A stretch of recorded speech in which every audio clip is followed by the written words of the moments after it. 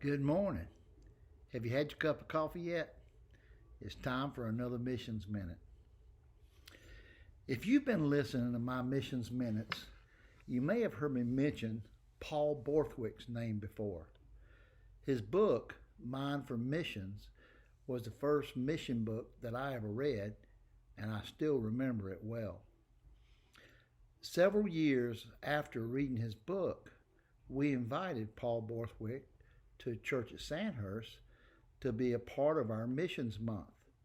And he was a dynamic speaker, and he could tell some incredible stories. One such story I've never forgotten, and it goes like this. Paul was invited to speak at another missions conference. After he spoke, people came up to shake his hand, to meet him, talk to him about what he talked about, because he talked about giving to missions. People waited in line a long time, and finally this one lady stepped up, shook his hand, and said, "I sure did like your talk. I'd love to be able to give stuff to missions, but my budget's just so tight. I don't have any extra money at all." Without missing a beat, Paul asked her, "Do you have cable?" And she said, "Well, yeah, of course I have cable." And he said, "Turn the cable off and give that money to missions." The woman turned around without saying a word and walked away. At that moment, Paul felt very bad, but people kept coming up to him. He kind of forgot about it till later, and he felt really convicted about it for a long time. A couple of years later, he was at another missions conference. He was speaking again on missions and how God uses missions around the world. After he spoke, again, people lined up to come talk to him. Eventually, a lady stepped up, stuck her hand out, and said, "Do you remember me?" Instantly, Paul remembered the lady, and he started to apologize for what he had said a couple of years before. She stopped him. She said, "No, do not apologize. I did like you said.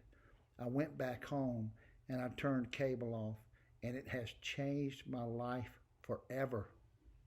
Then she confessed that she started finding other things that she could do without in order to give to missions. Her life was completely transformed, and Paul felt better about it after that. I want to read something to you. In 2 Corinthians 8, 1 through 5, it's talking about giving generously. "We want you to know, brothers, about the grace of God that has been given among the churches of Macedonia.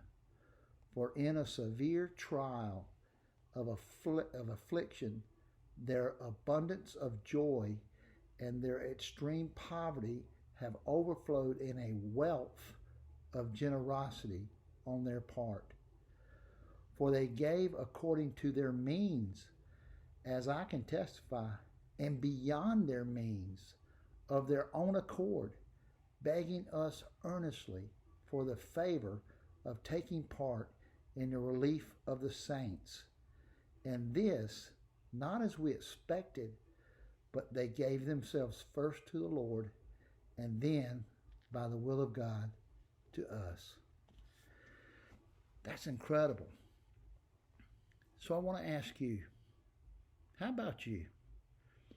Is there something in your life that you can do without in order to be able to give to missions? Take a look at your bank statement. If there's some things on there that are showing up way too often, maybe it's because you need to stop those things and give it to missions.